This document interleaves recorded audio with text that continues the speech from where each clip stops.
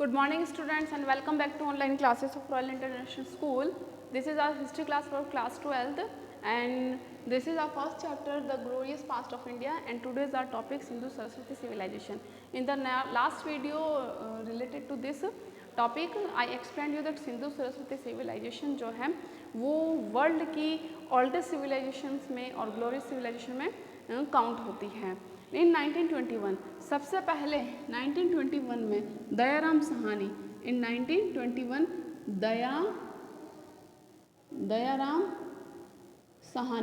दयाराम साहनी ने excavation work conduct किया था. किसका? हड़प्पा वैली का.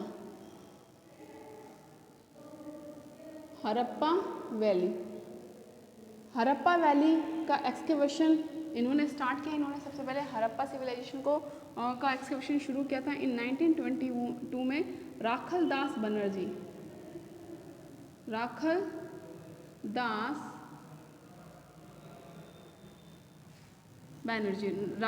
बैनर्जी ने भी जो मोहनजोदारो को खोजा था.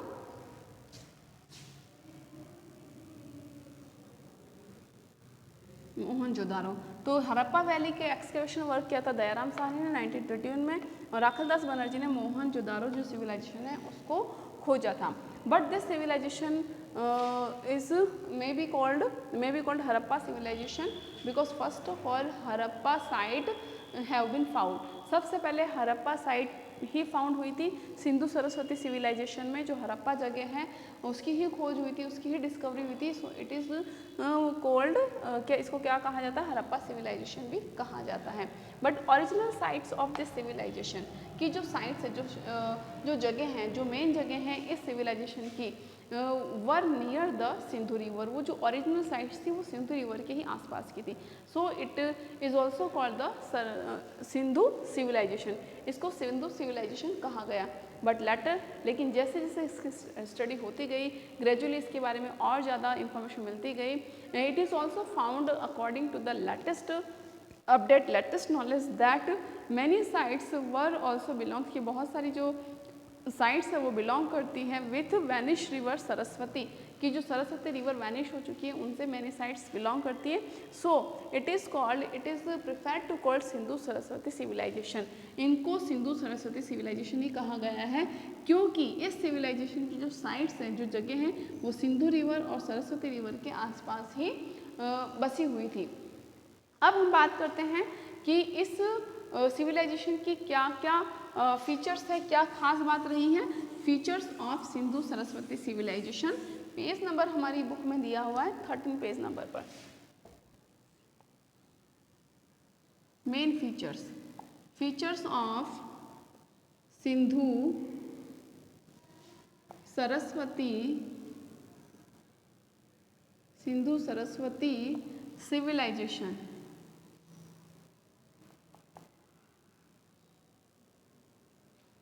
सिंधु सरस्वती सिविलाइजेशन का जो मेन फीचर है वो क्या है? जो मेन फीचर है वो है सबसे पहले वेल प्लान्ड सिटीज़. पहला feature well planned cities. Well planned cities क्या थी? एक्चुअल में this is the main feature of this civilization. Well planned cities ही इस सिविलाइजेशन का मेन फीचर्स हैं. ये जो सिटी थी इनमें जो शहर थे उनका जो स्ट्रक्चर था, जो उनकी जो बनावट थी वो बहुत ही तरीके से बनाया गया था. ऐसा नहीं था कि कोई स्ट्रीट कहाँ से कट हो रही है, रोड कच्चे हैं पक्के हैं, ऐसा कुछ नहीं था.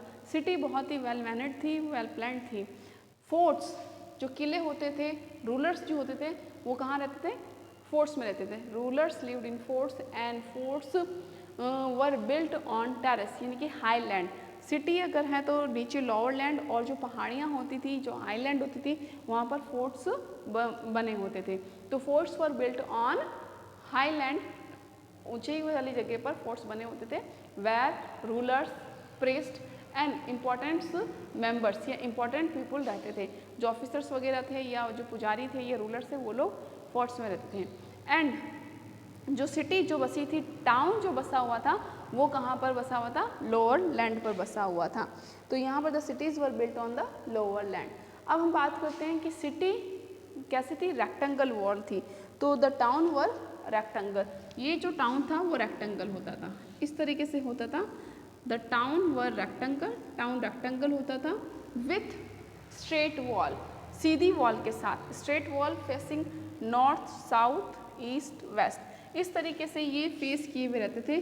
तो town were in rectangle shape, town rectangle shape में होता था with straight wall facing north south and east west, rectangle shape में होता था जिसकी जो स्ट्रेट वॉल्स होती थी all facing north south east waste.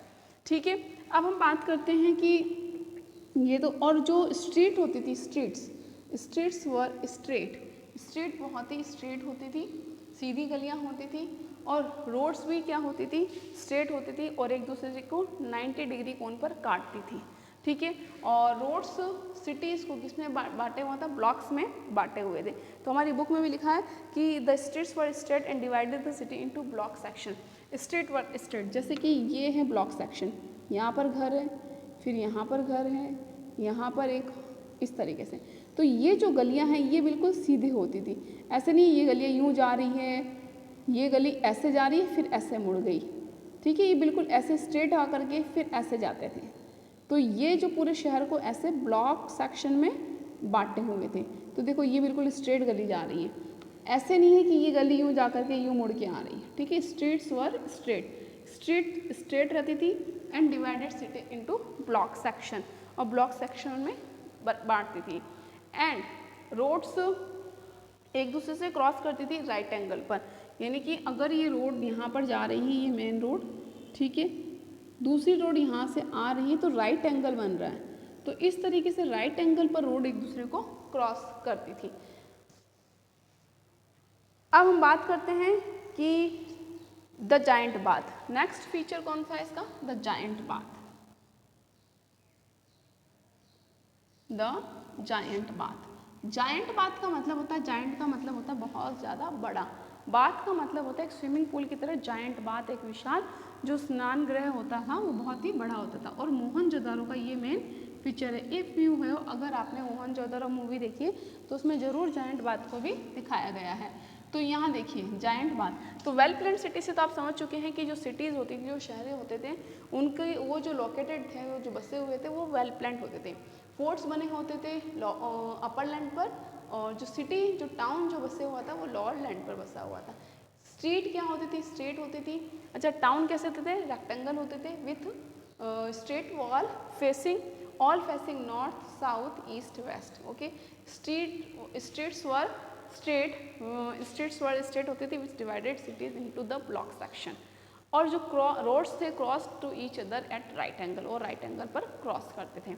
ये था well plan cities. And sewerage system was also very good, और जो सीवरेज सिस्टम था यानी कि जो पानी का बहाव वगैरह था वो भी बिल्कुल सही था। वहाँ यहाँ पर जो पक्की जो ड्रेन है यानी कि कच्ची नालियाँ नहीं मिलती थी, रोड भी पक्के होते थे और ड्रेन सिस्टम भी बहुत ही अच्छा था। अब बात करते थे giant, it is an important building of Mohenjodaro. ये मोहनजोदारो जो साइट है, मोहनजोदारो क्या है, सिंधु सरस्वती सिविलाइजेशन की एक साइट है, और ये मोहनजोदारो साइट का एक इम्पॉर्टेंट बिल्डिंग रही है।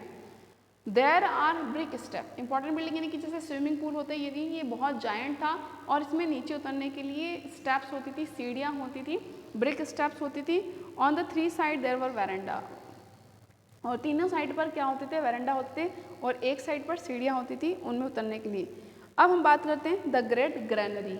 ग्रैनरी क्या होता है, ग्रैनरी का मतलब होता है storehouse where grains are stored, कि ऐसे स्टोर हाउस जहाँ पर ग्रेन को अनाजों को क्या रखा जाता है, स्टोर किया जाता है। तो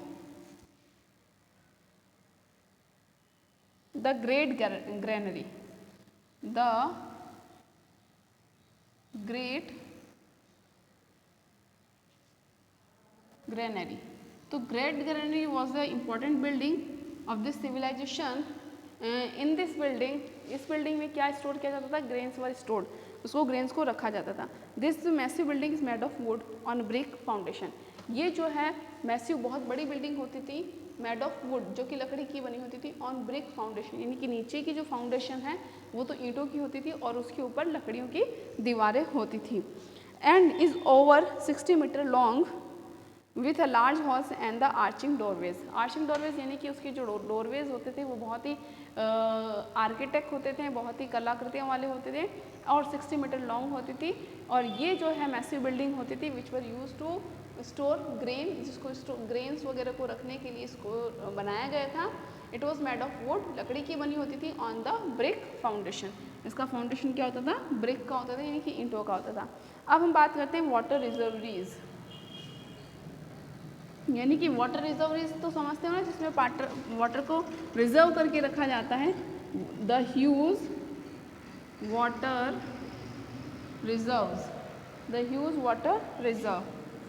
तो ये वाटर रिजर्व के जो बहुत सारे वाटर रिजर्व्स है वो धोलावीरा, धोलावीरा कहाँ पर है? गुजरात में। ये भी एक साइट है सिंधु सरस्वती सिविलाइजेशन की, यानी कि एक शहर है, एक सिटी है सिंधु सरस्वती सिविलाइजेशन का, जहाँ से वाटर रिजर्वरीज मिली है, जहाँ से सबूत मिले हैं कि सिंधु सरस्वती सिविलाइजेशन के टाइम के लोगों ने वाटर को रिजर्व करना जान लिया था। तो from the excavation of Dholavira 16 water reserves have been find.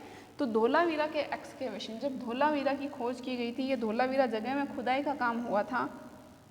Dholavira it is a place situated in Gujarat, ये गुजरात में है। और यहाँ पर जब खुदाई का काम हुआ तो सिंधु सरस्वती सिविलाइजेशन के वाटर रिजर्व्स मिले हैं, 16 वाटर रिजर्व मिले हैं। और ये जो वाटर रिजर्व्स जो बने हैं मेड ऑफ रॉक कट, यानी कि चट्टानों को काट करके पॉन्ड वगैरह की तरह, यानी कि तालाब वगैरह इन लोगों ने बनाए थे, जहाँ पर ये पानी को रिजर्व करते थे, सेफ रखते थे। अब हम बात करते हैं the art Sindhu Saraswati civilisation की, कि सिंधु सरस्वती सिविलाइजेशन की आर्ट क्या थी, क्या कला है, कौन कौन सी चीज़ें मिलती हैं जिससे हम लोग उनकी आर्ट के बारे में बात कर सकते हैं। ऑर्नामेंट्स हैं, पॉटरीज हैं, ये सब चीज़ें ऐसी हैं जिनसे हमें आर्ट इन्फॉर्मेशन मिलती है about the Sindhu Saraswati civilisation. The form of art found from various site of this civilisation. अब फॉर्म ऑफ आर्ट यानी कि अलग अलग तरीके की आर्ट हमें मिली है from the various sites of this civilisation, यानी कि इस सिविलाइजेशन के जो अलग अलग साइट्स हैं। साइट्स का मतलब मैंने आपको बताया कि वो जगह जहाँ पर इन सिविलाइजेशंस के हमें रिमेन्स मिले हैं। तो आर्ट के डिफरेंट फॉर्म्स मिले हैं, स्कल्पचर्स मिली है, कहीं पर मूर्तियाँ मिली हैं, कहीं पर सील, कहीं पर पॉटरी, कहीं पर गोल्ड ऑर्नामेंट मिले हैं, कहीं क्ले पॉट्स वगैरह मिले। तो these were the form of art, ये अलग अलग तरीके के आर्ट्स हैं which have been found in the various sites of Sindhu Saraswati civilisation. अब हम लोगों को ये भी पता करना है कि इनमें सबसे इम्पॉर्टेंट चीज़ क्या थी। स्टोन स्टेचूज यानी कि जो पत्थर की मूर्तियाँ थी found in the form of these sites were excellent example of their art. तो जो पत्थर की मूर्तियाँ थी वो इनकी कला का सबसे ही एक्सेलेंट एग्जाम्पल है। ड्यूरिंग डांसिंग गर्ल, एक तो डांसिंग गर्ल की स्टैचू मिली है। Bull of Mohenjodaro are good samples of bronze casting. Terracotta art was also in practice, और उस टाइम पर टेराकोटा आर्ट भी क्या थी? प्रैक्टिस में थी।